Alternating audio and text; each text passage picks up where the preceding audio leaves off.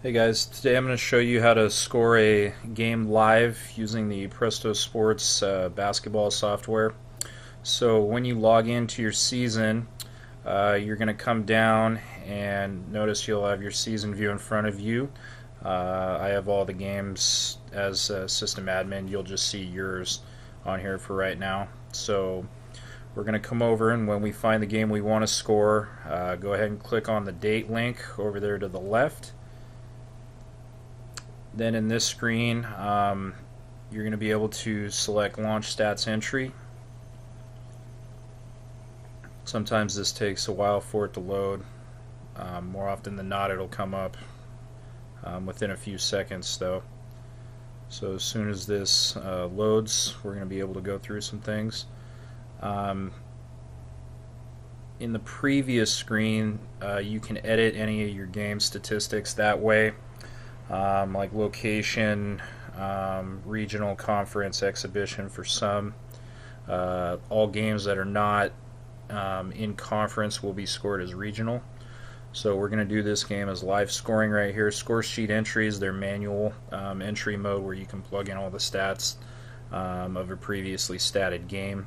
We're trying to get more towards live scoring, but we'll cover that in a later video. So yes, we want to use live scoring. So at our setup window here, it's going to ask for two things. It's going to ask for our location, and then after we do that, it's going to ask us for some starters. So first we're going to fill in the location. Once I hit edit, it's going to take me to the setup tab over here. You can access this at any time by clicking through any one of these plays.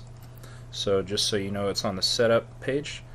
Let's say this is a home game for Walla Walla, so you don't need to type in the venue or arena, just put the location of the school. So we're going to put Walla Walla. Before we start too, it's important you want to fill in the records of both teams, and you'll see why later when we go to submit. So up on top you'll see for visitor it asks for Bellevue, both their overall win and loss and then their conference win-loss. You can find that information on our standings page up here on the ANWAC page. If you just go to men's basketball standings, or same thing with women's if you need to go there too. So Bellevue would be 4-1 on the year with a conference record of 0-0 for right now. So on the overall, I'm going to put in 4-1 for Bellevue. Their conference win-loss is 0-0. And for Walla Walla, they are also up there 4-0 and have yet to play a conference game as well. So we'll plug that in. We'd like you to be as complete as possible with a lot of this information. You can put the attendance in at the beginning. It's okay to be a little generous with this. Obviously, we don't want to put a number that's 16 or 8. We want to make it look as aesthetically pleasing as possible. Then underneath, you'll see there's a couple of commas in here for the officials. So here's where you'll plug in your officials if you have them. So we'll type in official 1, then comma, official 2, comma, and then official 3. You shouldn't need to put anything in for notes.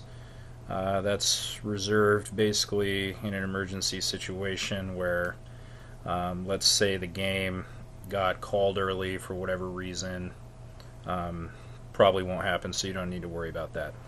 If you're scoring a women's game, make sure to come down here and select quarters instead of halves. Halves for the men's game, they'll be 20 minutes. Quarter games, you'll put in 10 minutes here, so it says 10 instead of 20. But for now, since we're in men's, we're going to stay at 20 minutes. So once everything looks correct up here, we're going to hit save, and then it'll take us back to our setup page where we need to input some starters. So I'll hit the edit button here. Now it's going to take me to the rosters tab over here, which again you can access at any time during the game.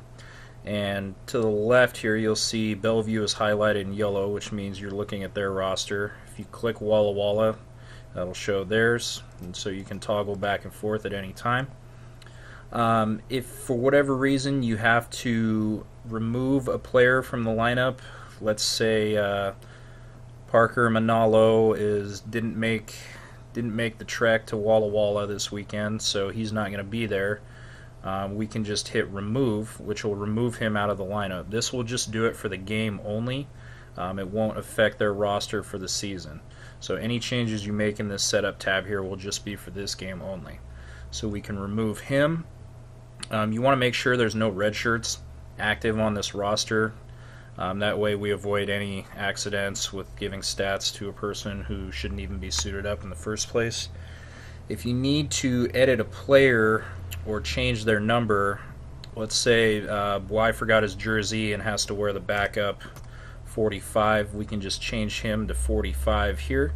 You want to change the number, not the name, because the way the program works is the rosters recognize it by name. So you can edit the number, but leave the name alone for now.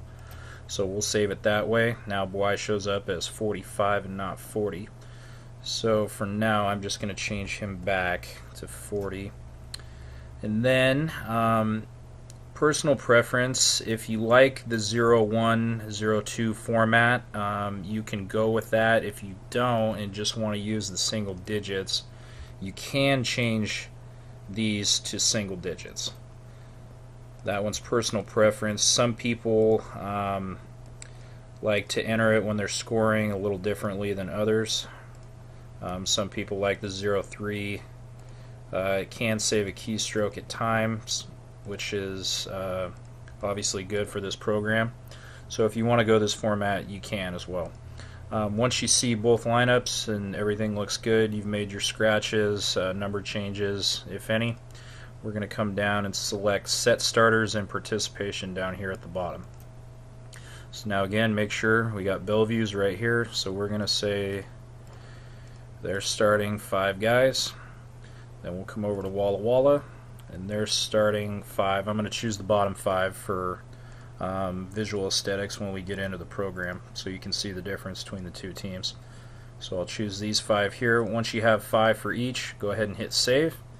And now you're going to be back at this Add Play window. And so this is our main screen during the game. Here you'll have a list of the players on the court, both for the visiting team Bellevue and the home team Walla Walla. Try to keep track as best you can. Substitutions will affect the minutes played and can change the stats. So first, make sure our clock's set to 20 minutes and we're in the first half. If it's not, you can set it. If you need to be at 10, you can be at 10. You can be at any number you want. For men's, it'll be 20. So we'll save that for now.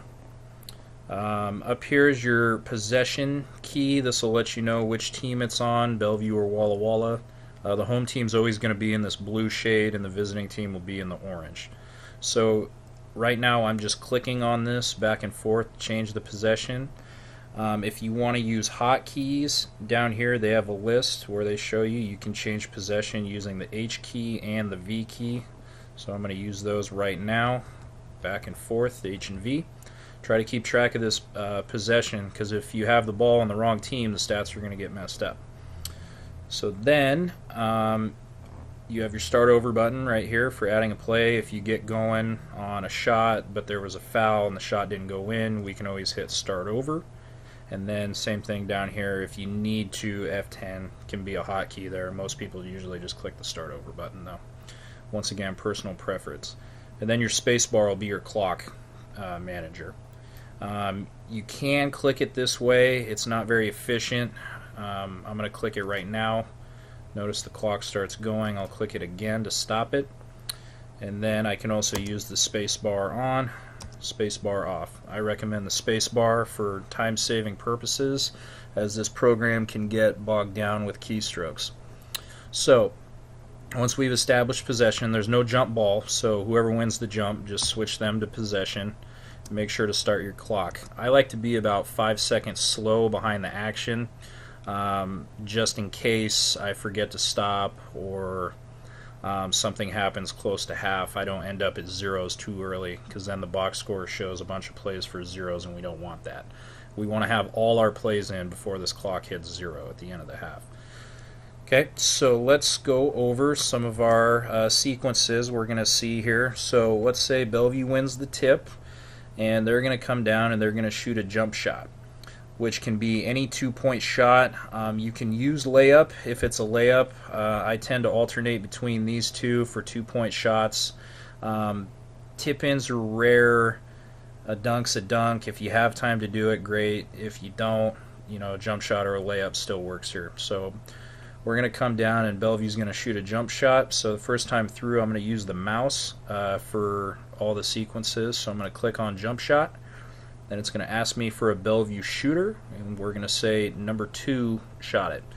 If you get lost in the substitutions and you notice a player out there is not one of these 5 guys, you can come to on bench, and then that'll give you the rest of their lineup. If you thought you saw somebody on the bench, but it is somebody on the court, you can come back with on court. So between these two, it's okay to give a stat to a player on the bench. Just try to update that substitution as soon as possible. So we're going to say number 2 took a jump shot, so I'm going to click 2.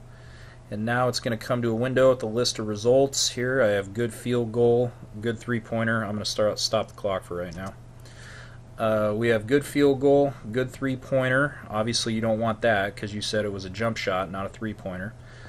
Good shot that happened in the paint. Once in a while those happens. Lay-in will automatically select a paint shot because all lay-ins occur in the paint. So if you select lay-in, you don't have to worry about this button. Good off a fast break. Usually that can only occur directly after a missed shot or after a steal.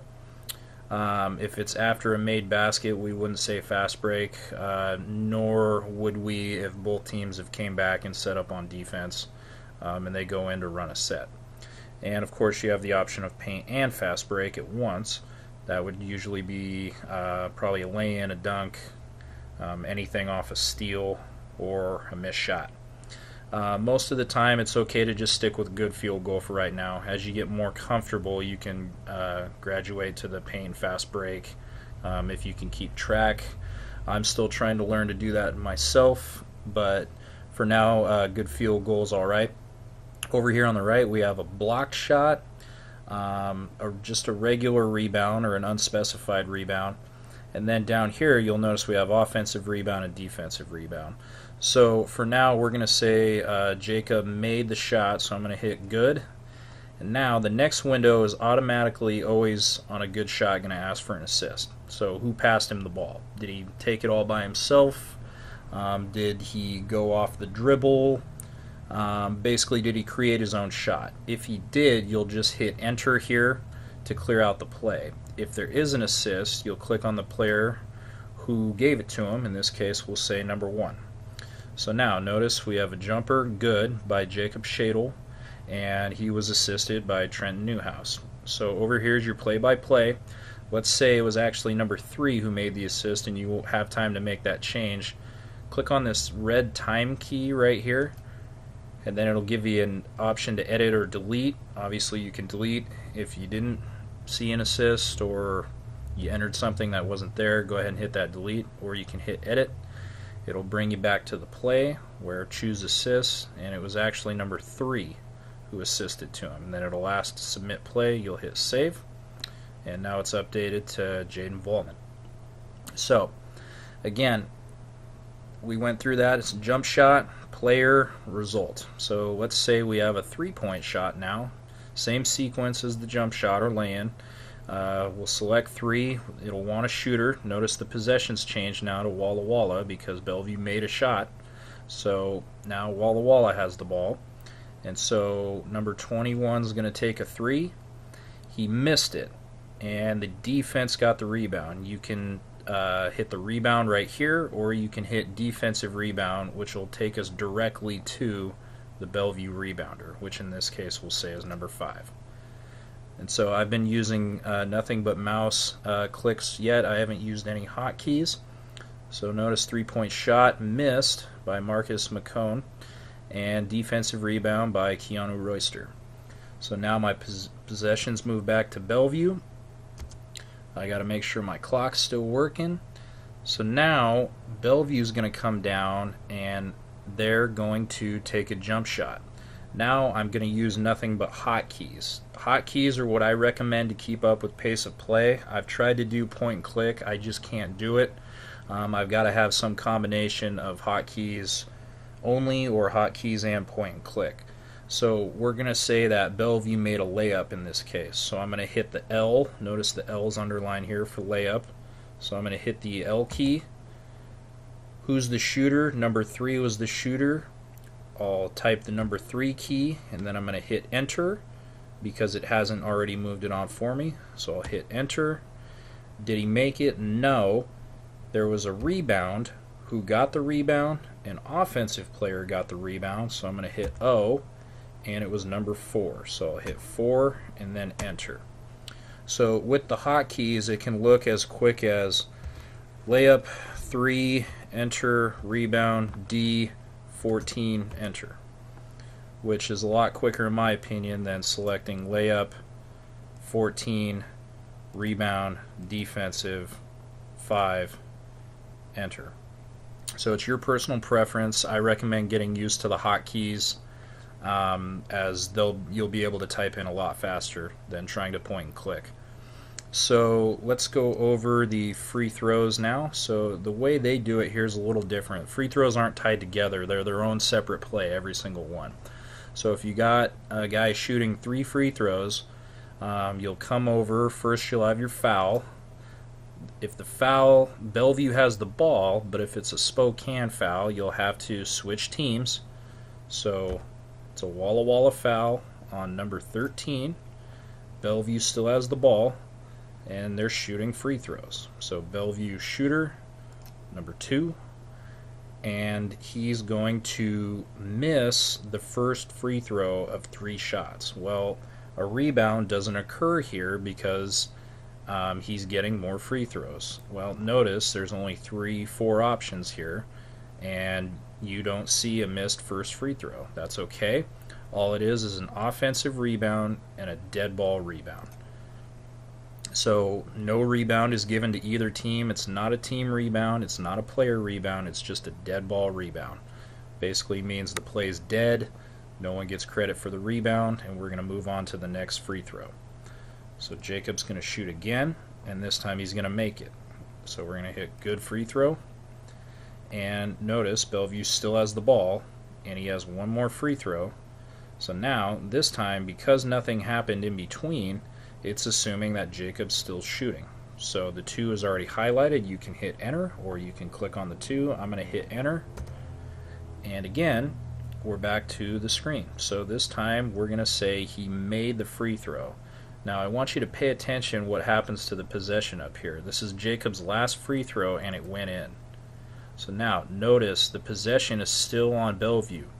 This can trip you up if you're not sure to change that over after the made free throw. It will not change for you after any free throw. Okay, you have to change it yourself on a made free throw. So we're going to change that to Walla Walla. If he misses and there's a defensive rebound and you enter it, it will change it because the defense got the rebound. But if it's a made free throw on 2 of 2 or 3 of 3, it will not change the possession for you. You have to change it. Okay, so next we have substitutions. Always make sure we want to stop our clock because we don't want to mess up the minutes before we make a substitution. So we're going to come down there. Its hotkey is I right here between the T's. So we're going to hit substitutions. Now in the substitutions window, it will always default to the home team. Always, always, always, always. No matter what, it will default to the home team. This possession can be, I'm going to start over, this possession can be Bellevue. If we substitute, it's still going to go to Walla Walla. In order to change that, you can use your home and visitor keys. Again, so that'll switch the teams. If I hit V, notice it changes to Bellevue. If I hit H, it changes back to Walla Walla. This will be your easiest method to manage between these two. So I recommend getting used to your home and visitor hotkeys. So we're going to make a Bellevue substitution. Number 40 is coming in, orange. For number 5, who's out, who goes to white. And number 30 is going to come in for number 1. So now that we've made those, we'll hit submit. If you get a mass substitution or coming out of a timeout and you just want to count the players on the court, just hit reset. It'll clear everything out, and then you can manually select them all as you go through and see them on the court. Once you're done, you'll hit submit. If you have to make substitutions for the other team, you'll do it again. Same thing. 0 for 13, and let's go 4 for 15. Then we'll hit submit. So again, substitutions, hotkeys will always default to home. Got to go hotkey visitor, hotkey home.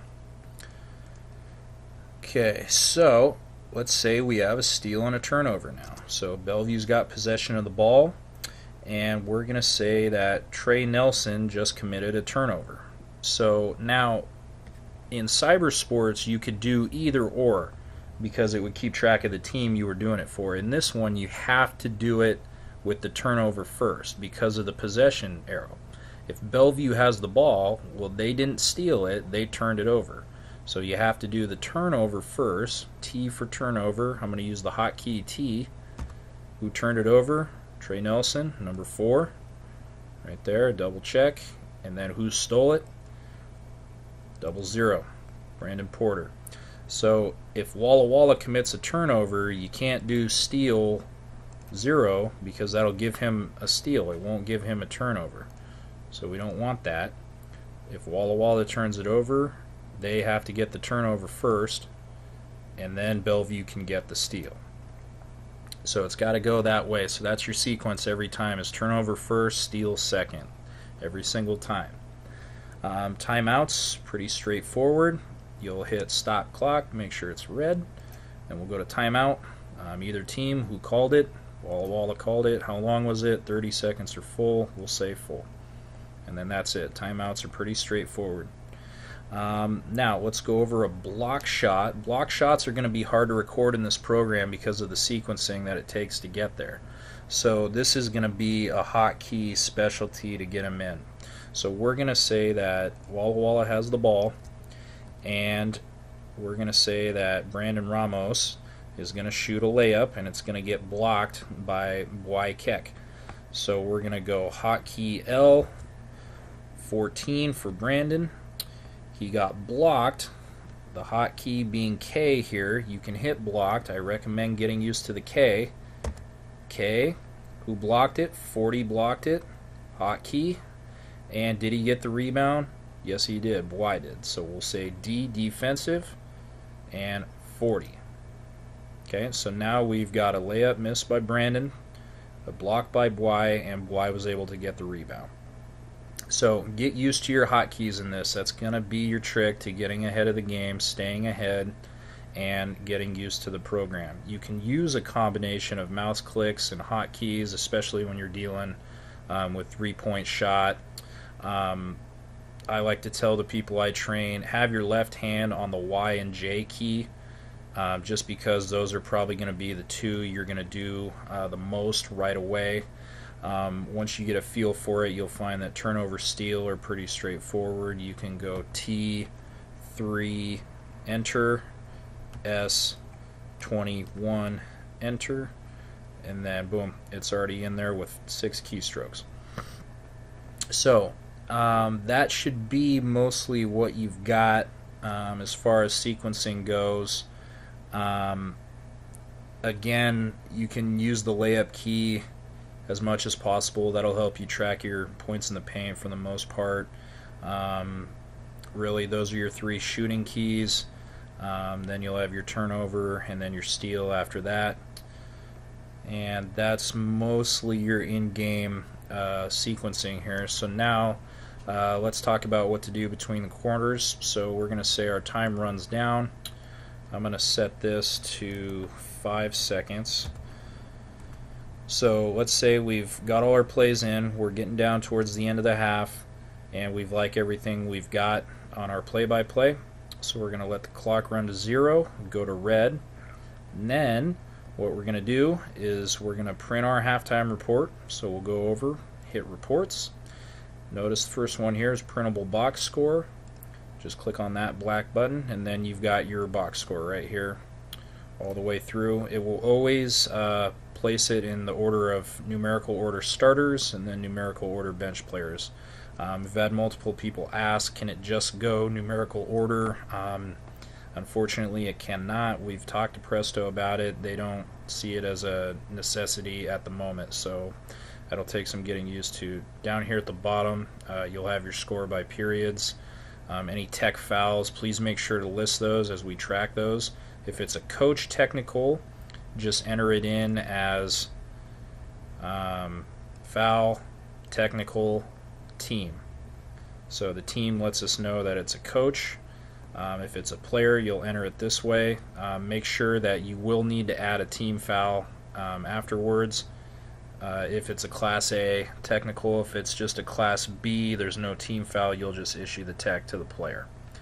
So again, for a tech foul, tech foul, number 4, we'll hit enter, and then we need to make sure to add a team foul for Walla Walla to make sure their team fouls are correct. Okay, so now back into our report. You'll have all your information down here, points in the paint. If you've got there yet, points off turnovers, that'll do it for you. Once a turnover's recorded, if the next possession's a bucket, it'll tally that up. Second chance points come automatically off an offensive rebound. Fast break points, this is only if you do it. You have to enter a good fast break bucket. Bench points automatically updated when subs come into the game. Ties and lead changes will automatically update too. This will give you their last field goal. Chances are it won't be 19-19, and obviously they'll score.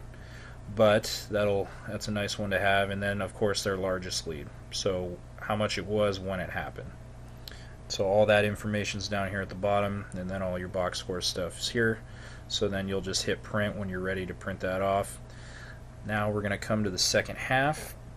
I want to hit my game control right here. Make sure the clock's at 0 still. So I'm going to hit game control, and then I'm going to go to start period. So P, start period. What's the clock at? 20 minutes. Yep. So now notice it's updated to the second half and the clock's reset to 20 minutes. Before you do that, make sure to get your substitutions correct for the players starting the second half. So in this game you would do the starters, which I believe for Walla Walla we did the high numbers.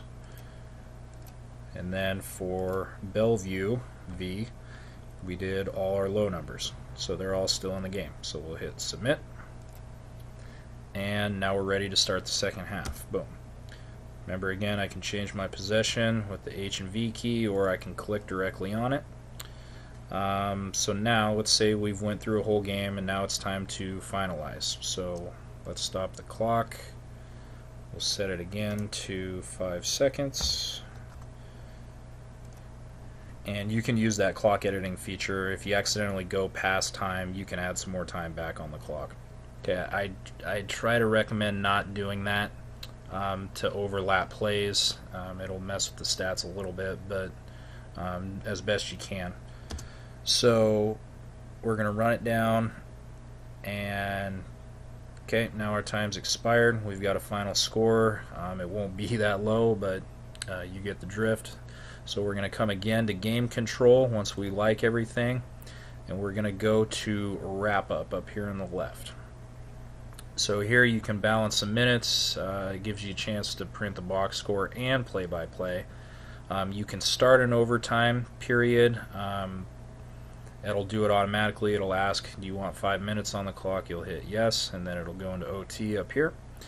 So then here you can balance minutes.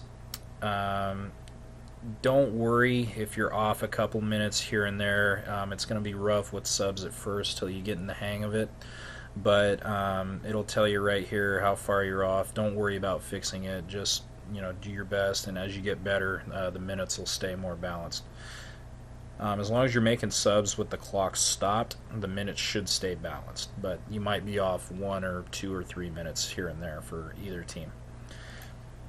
And then you can balance the rebounds. So you should have rebounds for all missed shots. Nothing more, nothing less.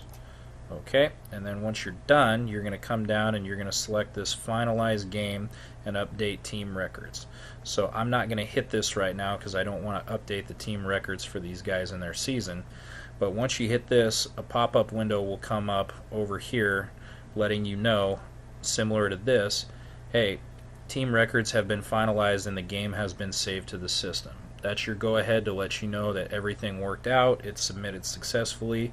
You should still come and check the results page on the scoreboard to see that a game is finalized here.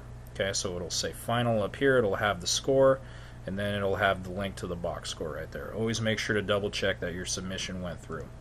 If it does not, you'll get a pop-up window that says, please enter team records on the setup screen before submitting.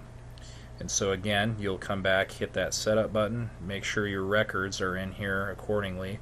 Notice the records move across and then down, not Bellevue, Walla Walla, Bellevue, Walla Walla. It's Bellevue, Bellevue, Walla Walla, Walla Walla. So make sure those records are in there, and then once you do, you'll hit save and you'll come back and hit finalize again, and then it'll give you the window that says team records have been successfully updated and you have saved this game. And once you have that little green check, you'll know it's good and you can exit out of the game. And that's basically it for in-game scoring. Try your best to get used to the hotkeys. Those are going to be your best friends, so get used to what most of them all start with the first letter of the word. So try to get used to that as best you can. That's going to be your best friend moving forward to try and stay ahead of the game. So then once you're done, all you'll do is exit out, and it'll ask you, do you want to leave? And yes, you do, because your changes have been saved by this green check mark. If you got a red dot, hit stay, because your changes didn't get saved, and you're going to have to check your internet connection down here.